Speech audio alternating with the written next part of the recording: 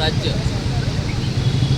आणि आमचे राष्ट्रीय अध्यक्ष advocate doctor Suresh Mane sir यांच्या आदेशाने आत्ता होऊ घातलेल्या महाराष्ट्राच्या निवडणुका आहेत विधानसभेच्या, त्याच्यामध्ये जो काळा बाजार मतांचा पैशांचा पाऊस जो पाडण्यात आला, याच्या विरोधामध्ये पूर्ण राज्यामध्ये एकाच वेळेस एकाच दिवशी आज बहुजन रिपब्लिकन सोशलिस्ट पार्टीतर्फे आंदोलन केलं जात आहे. तर विरोध आंदोलन यासाठी म्हणता येईल कारण 20 तारखेला ज्या वोटिंग काउंट केलं जातं, शेवट जो आहे त्याचा आणि काउंटिंग सुरू करण्याचा जो 23 तारखेचा दिवस आहे, याच्यामध्ये जवळजवळ 76 लाख वोटिंगचं जो भर पडलेला आहे. 20 तारीख ते 23 तारीख या दरम्यान काय झालं असं एक घोडबंगाल जे याच्यामुळे निवडणूक आयोगावरती आक्षेप केला जात आहे, आक्षेप नोंदवला जात आहे. तर याचं विश्लेषण हे निवडणूक आयोगाने दिलं पाहिजे. हा जो काळा बाजार मतांचा झालेला आहे, हा कसा झाला याचं उत्तर देणं हे त्याचं दायित्व आहे. यासाठी आम्ही राज्य निवडणूक आयोग आणि केंद्रीय निवडणूक आयोगाला विनंतीवजा इशारा देत आहोत की जर तुम्ही तात्काळ याचा शोध लावला नाही तर याचे गंभीर परिणाम हे तुम्हाला न्यायालयात आणि रस्त्यावर दिसायला मिळतील, असं पक्षातर्फे मी इथं नोंदवू इच्छितो. होतं काय ना की तुम्ही जी प्रक्रिया राबवत आहेत याच्यामध्ये अनेक तुम्हाला जर निवडणूक आयोग आक्षेप घेतला जात असेल तर निवडणूक आयोगाने त्याच्यावरती प्रक्रिया देणं गरजेचं असतं. पण निवडणूक आयोग हा सगळ्यांना काही याच्यावर उत्तर न देता निर्ढावलेला असं दिसत आहे. सरकारच्या कुठे ते प्रेशरमध्ये आहे का, केंद्र सरकार त्याच्यावर दबाव टाकत आहे का, राज्य सरकारचा दबाव आहे का, हे त्याच्यावर चेक केलं पाहिजे. कारण ही स्वायत्त संस्था आहे. जर भारतीय राज्यघटनेने यांना स्वायत्त संस्थेचा अधिकार दिलेला आहे, यांचं काम आहे पूर्णपणे हे निपक्षपाती असलं पाहिजे. त्यांनी कुठल्याही पक्षाची बाजू घेतली नाही पाहिजे. जर तुम्ही या चांगल्या निवडणुका घेतल्या असत्या, मलाही कळत नाही आहे की EVM जर सगळीकडून विरोध होतोय तर निवडणूक आयोगाने त्याच्यावरती काहीतरी ॲक्शन घेतली पाहिजे.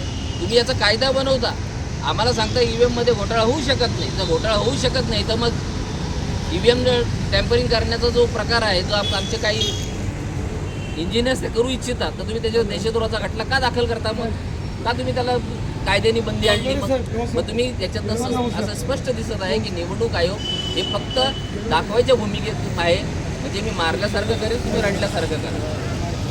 दुसरी गोष्ट, जर आम्ही EVMला का प्राधान्य दिलं होतं तर EVM यासाठी होतं की रिझल्ट लवकर लागेल, पटपट रिझल्ट लागेल लवकरच. मला एक कळत नाही आहे की आम्ही साधी भाजीची जुडी मार्केटमध्ये आणायला जातो तर 10 दुकानं 10 स्टॉल फिरतो, म्हणजे आम्हाला चांगली मिळावी म्हणून.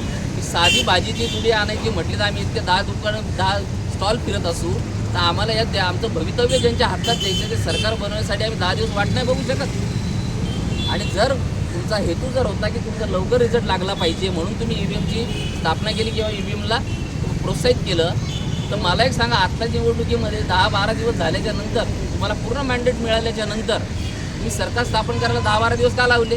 हा प्रश्न निर्माण होत नाही का? इथे बाकीचे जे दुसरे पक्ष आहेत, जे महाविकास आघाडीचे पक्ष, यांना हा प्रश्न पडू नये का? तर कुठे ना कुठे असं वाटतं की महाविकास आघाडी आणि महायुती यांचं काही संगनमत तर नाही आहे. हा प्रश्न जर महाराष्ट्र जनतेने विचारला तर यात काय वावगं ठरवू नये, असं आमचं स्पष्ट मत आहे. आणि जर EVM जर तुम्हाला घोटाळा वाटत नाही तर त्यांनी स्पष्टपणे समोर त्या गोष्टी मांडाव्यात.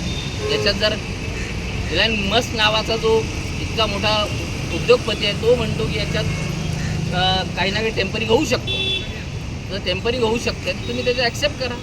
साधा पेजर असतो, तुम्ही म्हणता त्यात कनेक्टिव्हिटीचा प्रॉब्लेम येत नाही, मग तुम्ही वोटिंग करत असताना मोबाईल बंदी का घेतली?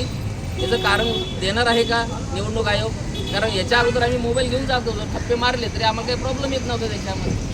आणि मलाही कळत नाही आहे की जर जगामधील प्रमुख देशांनी याला विरोध केलेला आहे, आपल्या आजूबाजूला असलेलं छोटं राज्य बांगलादेश आणि पाकिस्तानसुद्धा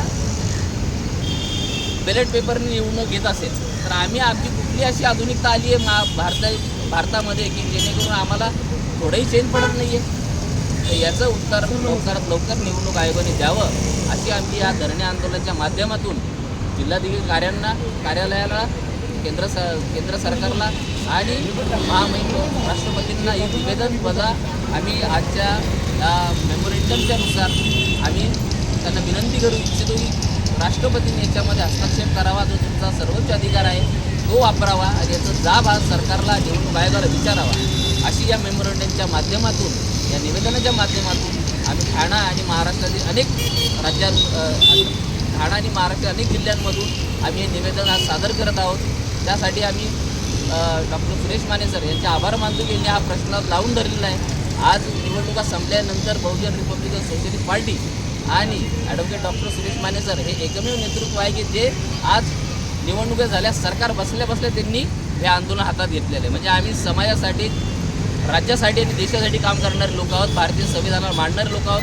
डॉक्टर बाबासाहेबांचा सन्मान व्हावा या हेतूने आम्ही पुढे आलेलो आहोत. त्यामुळे आम्ही न थांबणार कार्य आम्ही इथे सुरू केलेलं आहे. आता पुन्हा जर निवडणूक आयोगाने याच्यावर काही दखल घेतली नाही तर हे आंदोलन असं उग्र आणि तीव्र करण्यात येईल हा इशारा वजा विनंती मी सरकारला आणि जिल्हाधिकाऱ्यांना देऊ इच्छितो.